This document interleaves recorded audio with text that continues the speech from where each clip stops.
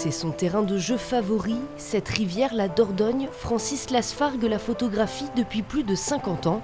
Une vieille amie aux multiples visages qu'il ne se lasse jamais de contempler. Il y a des heures pour ça, sachant que sur les bords de Dordogne, on a presque parfois des matins d'hiver jusqu'à midi pour faire des photos. Et c'est justement quand on est à ce moment où les brumes se lèvent, et c'est là qu'elles évoluent le plus, et c'est là évidemment qu'il faut avoir l'œil affûté et chercher toutes ces images. Une nature en noir et blanc lissée par la brume pour des clichés fantasmagoriques. Sous l'objectif de Francis, la Dordogne et sa végétation se révèlent surprenantes.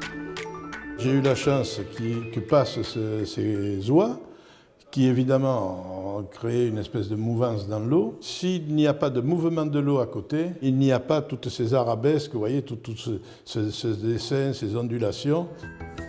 Sa passion, cet ancien banquier l'expose depuis décembre à la gare Robert Doisneau, aux côtés des tranches de vie du célèbre photographe.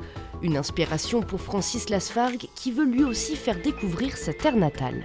C'est une façon de se replonger dans une autre Dordogne, c'est celle de l'hiver qui a tout son charme tout autant et je dirais c'est un peu égoïste mais presque réservé aux autochtones puisqu'on a nous la chance étant sur place de pouvoir trouver des scènes comme ça les matins d'hiver.